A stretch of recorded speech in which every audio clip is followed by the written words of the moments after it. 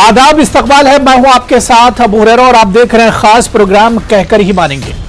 बिहार में सरकार बदल गई, हालांकि चेहरा वही है। नीतीश कुमार फिर से बिहार के वजीर आला बने हैं, लेकिन इस बार जो सियासी खानाबंदी है वो एक तरह से उसमें बदलाव हुआ है। जहां एनडीए का हिस्सा थे नीतीश कुमार, अब यूपीए का हिस्सा हो गए हैं। यानी जहां सरकार के साथ नीतीश कुमार थे, अब मौजूदा अपोजिशन के साथ नीतीश कुमार हैं। और शायद यही वजह है कि सबसे पहले हलफ लेने के बाद जो बयान दिया नीतीश कुमार ने, उन्होंने मरकजी सरकार और बीजेपी पर निशाना लगाते हुए कहा था कि सरकार अपोजिशन को खत्म करना चाहती है, लेकिन अब सरकार को जान लेना चाहिए कि अब हम भी अपोजिशन में हैं और अपोजिशन को मिटाना और खत्म करना इतना आसान नहीं है। लेकिन बड़ा सवाल यह उठता है कि अपोजिशन को मजबूती नीतीश कुमार किस तरह देंगे। 2024 से पहले जो अपोजिशन बिखरा हुआ है उसे एकजुट कैसे करेंगे, उसे एकजुट नीतीश कुमार कैसे करेंगे, उसे मुत्तहिद कैसे करेंगे। आज इसी को हम समझने की कोशिश करेंगे कि नीतीश कुमार का आखिर अपोजिशन प्लान क्या है। बहुत खास मेहमान मेरे साथ जुड़ रहे हैं। बहुत जल्दी अपने मेहमानों का आपसे तारुफ करा देता हूं। मेरे साथ खालिद अनवर साहब हैं जो कि जेडीयू के एमएलसी हैं, कुंटल कृष्णा जी हैं जो कि स्पोक्स पर्सन है कांग्रेस से, संजय सरकार साहब हैं सीनियर लीडर हैं टीएमसी से, और कुछ देर में बीजेपी के तर्जमान भी हमारे साथ इस डिबेट में जुड़ेंगे। सभी मेहमानों का बहुत इस्तकबाल है न्यूज 18 उर्दू में। मैं सबसे पहले खालिद अनवर साहब आपसे ही शुरुआत करना चाहूंगा। खालिद अनवर साहब, कल जब बिहार में नई सरकार बनी तो नीतीश कुमार जी का जो पहला निशाना था या पहला हमला था वो सरकार पर था, और वो भी ये कि सरकार अपोजिशन को दबाना चाह रही है, लेकिन अब सरकार को समझना होगा कि हम भी अपोजिशन में आ गए हैं। देखिए अबू हुरैरा साहब, सही बात यह है कि नीतीश कुमार ने सरकार पे कोई निशाना नहीं साधा जी। मरकजी सरकार के ऊपर एक सवाल के जवाब में उन्होंने ये बात कही, लेकिन जहां तक अपोजिशन को दबाने की बात है, अपोजिशन के राइट्स को छीनने की बात है, ये तो जग जाहिर बात है। आज क्या हो रहा है कि अब ऐसा लगता है कि जैसे लोकतंत्र, जो जमहूरियत है, जमहूरियत में जो हुकूक दिए गए हैं तमाम पॉलिटिकल पार्टियों के या अवाम के, उन हुकूक में भी सेलेक्टिव हुकूक दिए जा रहे हैं। उसमें चुना जा रहा है कि क्या दिया जाना है, क्या नहीं दिया जाना है।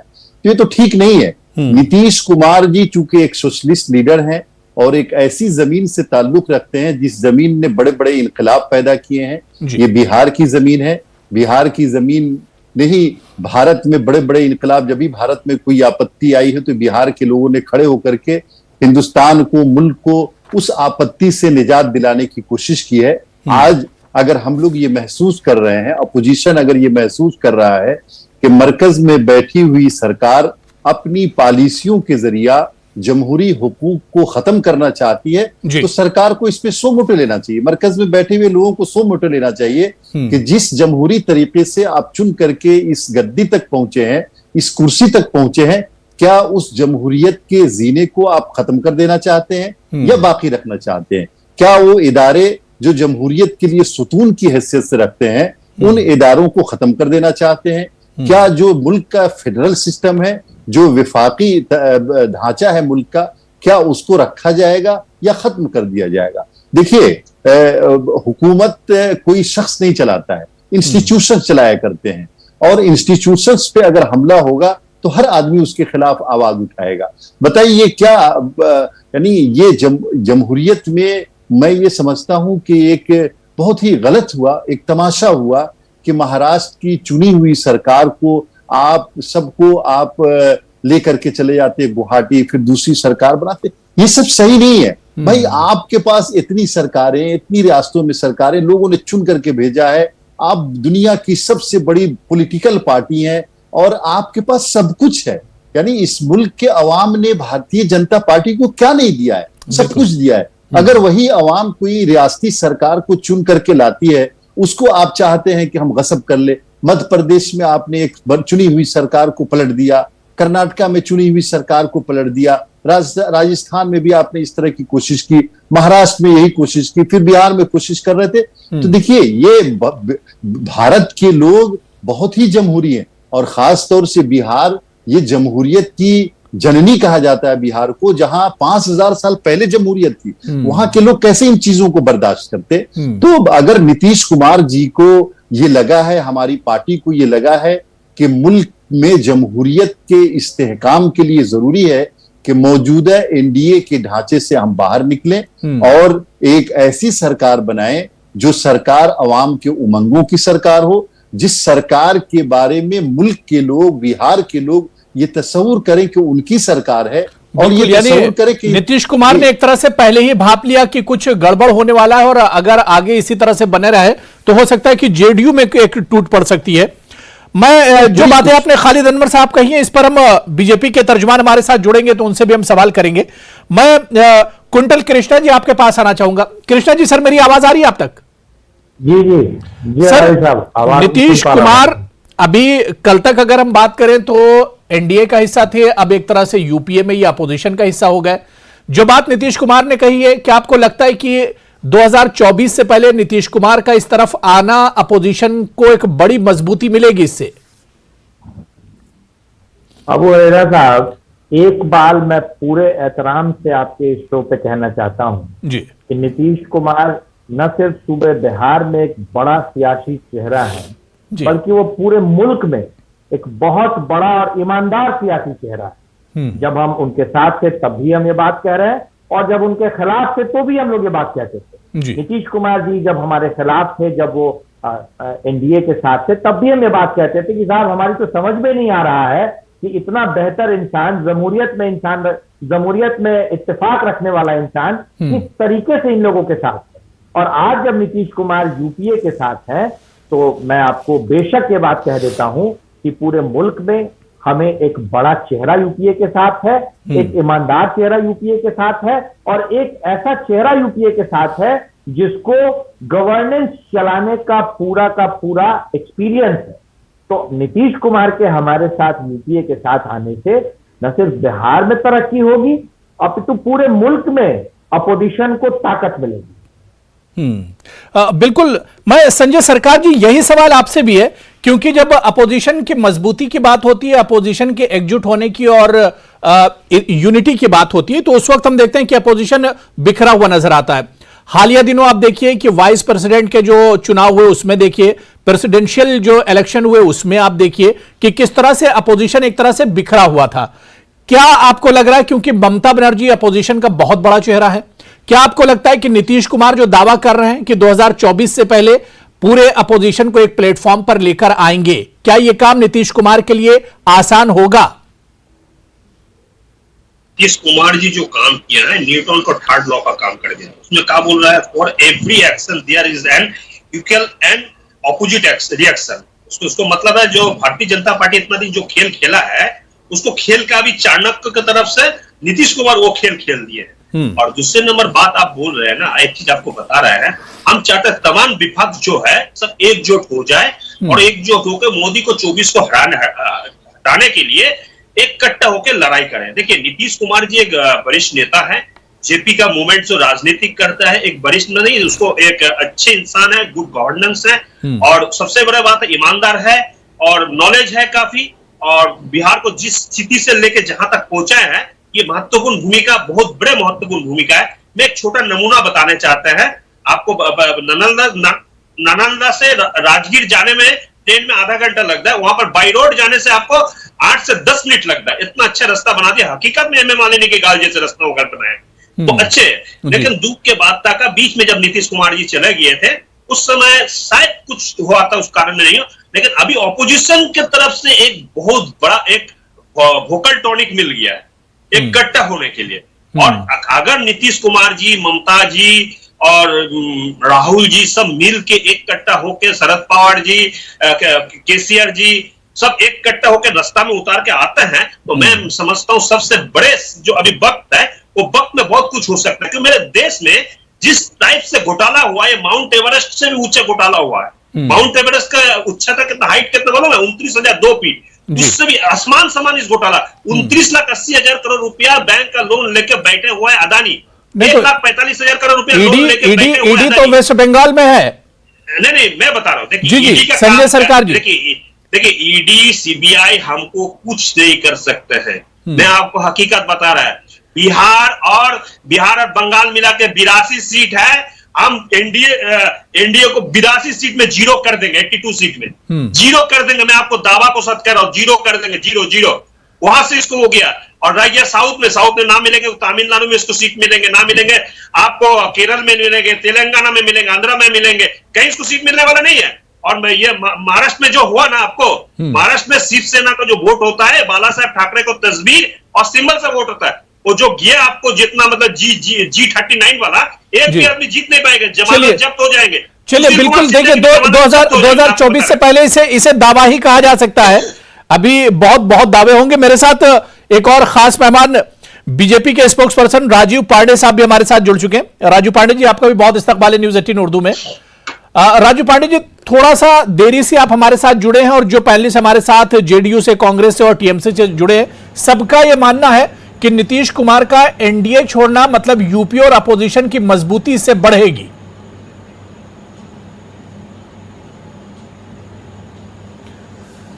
देखिए, ख्याली पुलाव तो कोई भी कर सकता है। नीतीश कुमार जी की जो अपनी स्थिति थी बिहार में, अगर आप 3-4 इलेक्शन से देख लीजिए तो आपको पता चलेगा।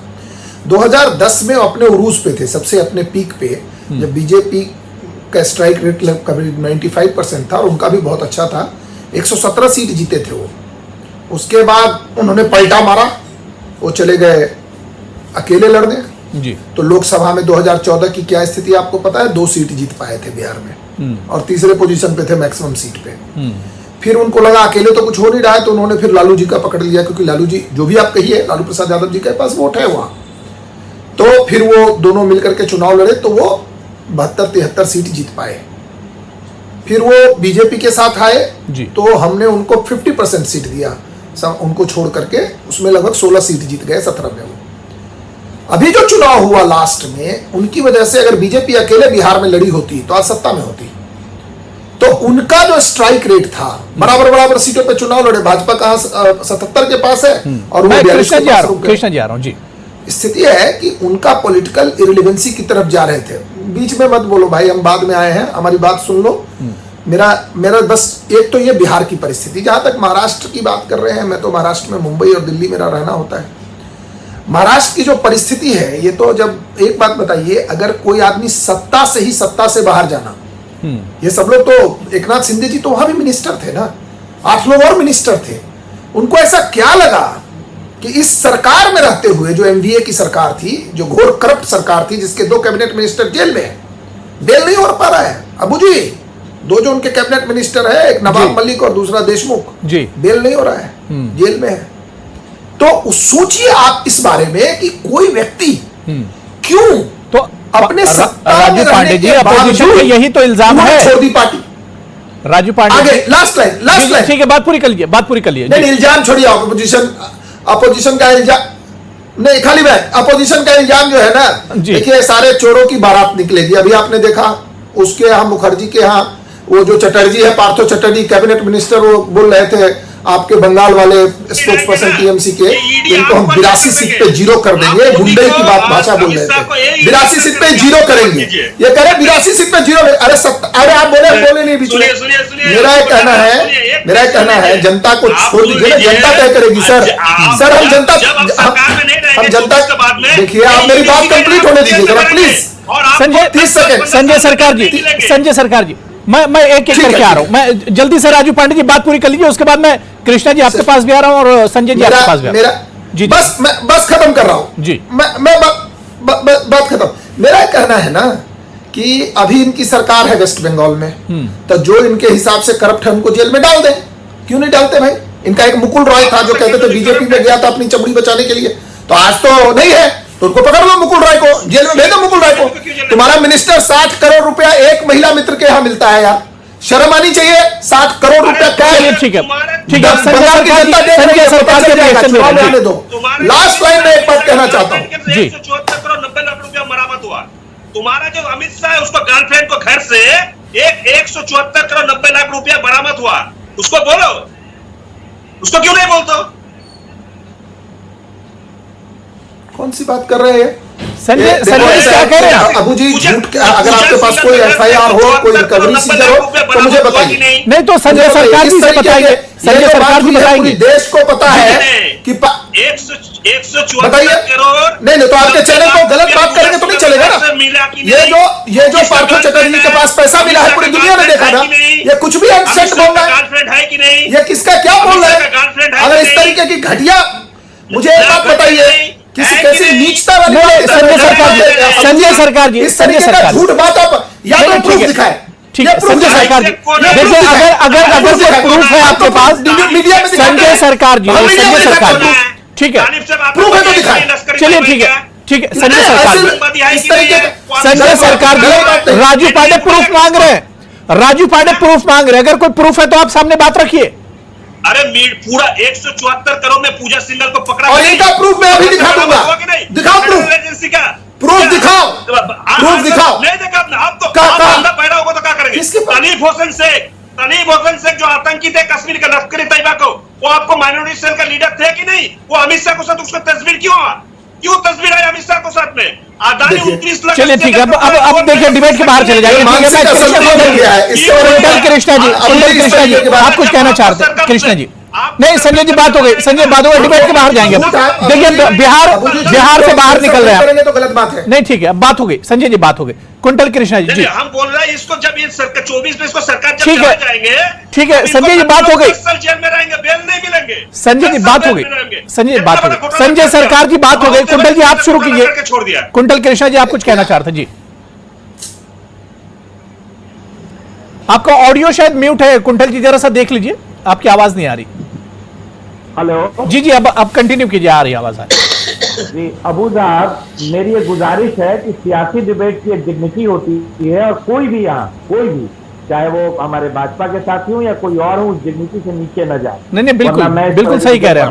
करूंगा पहली बात। दूसरी बात, मैं बात कहना चाहता हूँ कि साहब आप जब बात करते हैं करप्शन की, तो अब आप तो महाराष्ट्र से हैं, हमारे भाजपा के साथी, बीजेपी के जो हमारे साथी बैठे हुए हैं, वहां पे एक इनके अभी कैबिनेट मिनिस्टर बने हैं ठाकुर साहब, किरीट सोमैया जो इनके मिनिस्टर हैं, पिछले 1 साल पहले आमरण अनशन पे बैठ गए थे कि साहब ये करप्ट आदमी है, इसको गिरफ्तार करके जेल भेजिए। और आज जब वो ठाकुर साहब आपके साथ आ गए हैं तो आपने उनको मिनिस्टर बना दिया है। कैसी बात कर रहे हैं आप? सारी दुनिया ने आपके साजिशन इरादों को देखा, और नीतीश कुमार जी भी आपके साजिशन इरादों को जान चुके थे। और जब आप बात करते हैं पिछले विधानसभा चुनावों की, तो उसमें किस तरीके से साथ में रह करके राजनीतिक साथी के, सियासी साथी के पीठ में खंजर भोंका आपने सबने देखा। चिराग पासवान सिर्फ उन्हीं सीटों पे लड़े जिन सीटों पे नीतीश कुमार और जेडीयू लड़ी थी। आरसीपी सिंह मंत्री थे, जेडीयू कोटे से, और बिहार में घूम घूम के बात करते थे गुजरात मॉडल की। आरसीपी इसमें तो भाई जनता दल यूनाइटेड के राष्ट्रीय अध्यक्ष ने ये बात अपनी प्रेस कॉन्फ्रेंस में कह दी कि साहब हमारे पार्टी को तोड़ा जा रहा था। नीतीश कुमार जैसा आदमी जिसकी अपनी एक डिग्निटी है, वो बार बार कह रहा है कि हमारा अपमान हो रहा था। राजू पांडे जी आ रहा हूं, जवाब दीजिएगा। होता है ठीक है कृष्ण जी, राजू पांडे जी जवाब दे रहे हैं। मैं खालिद अनवर जी उसके बाद आ रहा हूं, खालिद अनवर साहब आ रहा हूं। राजू पांडे जी जवाब दे रहे हैं। जी देखिए कुंतल जी कह रहे हैं, सबसे पहले तो मैं उनसे सहमत हूं कि विदाउट किसी प्रूफ के अंड बंड बोलने से कुछ नहीं होगा। मैं अपनी बात रखता हूं। उन्होंने कहा कि नीतीश कुमार जी को लगा कि 2020 में उनके खिलाफ साजिश हुई, तो 2020 में हुई तो 2 साल तक तो फिर भी सत्ता में हमारे साथ थे। हमारे हिसाब से ये दोनों बात, आरसीपी सिंह वाली जो बात है ना, सुशील मोदी जी ने उसका पूरा उस पर बात की है कि आरसीपी सिंह का नाम नीतीश कुमार जी ने दिया था। और जहां तक है कि उनका चिराग पासवान जी की वाली जो बात है, चिराग पासवान जी बहुत दिनों से कह रहे थे कि नीतीश कुमार की सरकार में बिहार का विकास नहीं हो रहा है, लेकिन हमने उस बात को नहीं माना। हमारे साथ अलायंस में थे हम, नीतीश जी के साथ जब अलायंस में 2019 का भी चुनाव लड़े, 39 सीट जीते हैं अबू जी। जी बिहार में 17 साल लगातार। जब पहली बार नीतीश जी सीएम बने थे तो हमारी पार्टी बड़ी थी, नीतीश जी की पार्टी उनसे कम सीट्स था उनके पास। इसके बाद भी हमने उनको सीएम कहा कि भाई ये हमारे चेहरा थे। देखिए आज जो परिस्थिति है ना, लेकिन राजू पांडे जी में छोड़ा होगा, जेडीयू को तोड़ने की बात तो नीतीश कुमार जी भी कह रहे हैं। नीतीश कुमार जी ने भी ये बात कही कि बीजेपी अंदर अंदर जेडीयू को तोड़ने की कोशिश कर रही थी। ये बात तो नीतीश कुमार जी ने कहना चाहूंगा। नहीं तोड़, देखिए बात कहना चाहूंगा। देखिए अब क्या है कि वो नीतीश कुमार जी कह सकते हैं, देखिए नीतीश कुमार जी कह सकते हैं, आज उन्होंने अलायंस बदल लिया है। अभी नीतीश कुमार जी आरजेडी के साथ गए, वो पहले भी जा चुके हैं। मैं तो एज ए बिहार से होने के कारण से मैं रहता नहीं हूं, मैं तो इस सरकार को कहता हूं कि किसी तरीके से बिहार के डेवलपमेंट के लिए काम हो। मैं आज ये बात नहीं कुछ कह रहा हूं, लेकिन बिहार की जनता ये जरूर देखेगी कि 2 चुनाव आपने भारतीय जनता पार्टी के साथ पिछले 94 से लेके आज तक, अगर बीच में 2-3 साल छोड़ दीजिए तो ये भारतीय जनता पार्टी के साथ रहे। जब भी हटते हैं तो कहते हैं हम कम्युनलिज्म से लड़ने के लिए जा रहे हैं। चलिए ठीक है, उन्होंने कहा था कि उनका पूरा परिवार करप्शन में डूबा हुआ है। चलिए ठीक है, मैं कृष्णा जी आ रहा हूं, कृष्णा जी मैं आ रहा हूं, लेकिन खालिद अनवर साहब बहुत इंटरेक्ट कर रहे हैं। ये नीतीश जी का खालिद अनवर साहब जवाब दे रहे हैं। राजू पांडे जी, खालिद अनवर जी जवाब दे रहे हैं। जी, राजीव पांडे जी का और कुंटल कृष्णा जी की बातें सुन रहा था, बहुत अच्छी बातें की इन लोगों ने। राजीव पांडे जी पता नहीं, मुझे समझ में नहीं आता कि वो सच्चाई से जरा भागने की कोशिश कर रहे हैं। उनको ये याद नहीं है कि 2010 में जब हमारी 117 सीटें आई थी और उस वक्त हम अकेले भी सरकार बना सकते थे। ये सब कोई इशू नहीं है। इशू ये है कि मौजूदा जो नया भाजपा है, भारतीय जनता पार्टी जो नई लीडरशिप के हाथ में है, इसमें कुछ लोग ऐसे हैं जो अलायंस का, जो इत्तेहाद का जो धर्म है उसका पालन नहीं कर रहे हैं। और देखिए राजीव पांडे जी, सियासत करनी आपकी पार्टी को भी है, मेरी पार्टी को भी है, लेकिन आप जो ये कह रहे हैं ना कि चोरों की बारात निकलेगी, ये गलत है। देखिए जो अपोजिशन में जो लीडर्स हैं, चाहे वो नीतीश कुमार जी हो, ममता बनर्जी जी हो, केसीआर हो, या जो भी लीडर्स हैं, ये चोर नहीं है। ये बहुत अच्छे लोग हैं और बहुत ईमानदार लोग हैं। इनके यानी बैकग्राउंड के बारे में मैंने तो ऐसा कहा नहीं सर, मैंने चोरों की बारात निकलने की बात की, मैंने नहीं कहा उनके बारे में। नहीं अभी नहीं उनके बारे में मैंने नहीं कहा, आपने सुना नहीं, फिर आप गलत चीज मेरे मुंह पे मत डालिए। मैंने कहा ना, अभी पार्थो चटर्जी के घर से निकला है पैसा, मैं उनकी बात कर रहा हूं। मैं क्या कह रहा हूं, अपोजिशन लीडर्स अच्छी बात है। अभी मैं एक और डिबेट में था, मैं एक लाइन बोल रहा हूं। नहीं राजीव जी बहुत अच्छी बात है। मैंने चोरों की बारात बोली है और मैं आप दोबारा बोल रहा हूं कि जो भी करप्ट है उनके खिलाफ कार्रवाई होगी। नहीं बहुत अच्छी बात है, हम लोग तो कार्रवाई चाहते हैं। मैंने किसी का नाम नहीं लिया, लेकिन राजीव हम कल तक नीतीश जी के साथ थे, कल तक हम नीतीश जी के साथ थे, हम कैसे कह सकते हैं?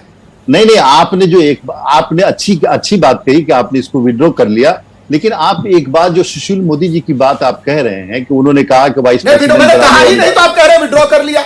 मैंने कब कहा ये बात? तो ये सब बातें गलत है। देखिए हम बहुत ईमानदारी के साथ अलायंस में थे, लेकिन जब आपकी पार्टी के कुछ लीडरों ने जनता दल यूनाइटेड को तोड़ने की कोशिश की, जब आपकी पार्टी के कुछ लीडरों ने यह चाहा कि नीतीश कुमार को इररिलेवेंस कर दिया जाए और हमारे एक लीडर के जरिए हमारी पार्टी को, हमारे पास ऑडियो रिकॉर्डिंग है सारी चीजों की, हम महाराष्ट्र नहीं बनना चाहते थे। हम ये नहीं चाहते थे कि बिहार के आवाम को ऐसे लोगों के हवाले कर दिया जाए जो लोग बिहार की तरक्की के लिए सिंसियर नहीं है। आप अपने लीडरशिप को देखिए, बिहार में जो आपकी लीडरशिप है उसके बारे में देखिए। और दूसरी बात यह है कि अपोजिशन तो मजबूत होना चाहिए ना इस देश में। अगर नीतीश कुमार जी ने एक अपोजिशन को मजबूत करने की कोशिश की है और ये चाहते हैं कि इस मुल्क में लोकतंत्र बचे और लोकतांत्रिक प्रणाली, जिस प्रणाली से अब सरकार में आए हैं, उस प्रणाली को और मजबूत किया जाए। बिल्कुल एक अच्छी सरकार के लिए एक अच्छी अपोजिशन, अच्छा अपोजिशन होना जरूरी है। 2024 में एक अच्छा अपोजिशन आती है, अच्छी बात है। इसका बिल्कुल बहुत अच्छी बात खालिद अनवर जी ने की। जी कृष्णा जी जल्दी से कीजिए, उसके बाद मैं फिर जवाब लेता हूं राजीव जी से। जी अबू साहब, मैं सिर्फ 2 बातें कहना चाहूंगा जी। पहली बात, मैं बड़े ही खुले मन से बात कहता हूं, बड़ी सच्चाई के साथ ये बात कहता हूं कि जिस बीजेपी के साथ इतने सारे लोग आए थे, जिसने एनडीए बनाया था, जिस बीजेपी ने, वो पुरानी बीजेपी थी और अब बीजेपी का मिजाज बदल गया है। अब बीजेपी में वैसे लोग हैं जो अलायंस भी तानाशाही के साथ करना चाहते हैं।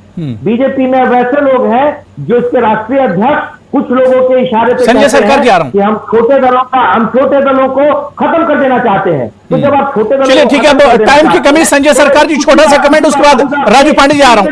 संजय सरकार जी कुछ कहना चाह रहे हैं आप? मैं कहना चाह रहा हूँ महाराष्ट्र में ठीक है कृष्ण जी, बात हो गई, जवाब दे रहे हैं, राजू पांडे जी जवाब दे रहे हैं। जी नहीं, मैं बोल ही नहीं पाया, हम बोलने दीजिए। जी जी जी। मैं प्रताप सरनायक के ऊपर में ईडी का केस था, जामिनी यादव के ऊपर में था, फेरा एक्ट में भावना गावली के ऊपर में था, उसके ऊपर ईडी का जांच क्यों नहीं हो रहा है? कि अभी वॉशिंग मशीन में घुस गया क्या उस लोग?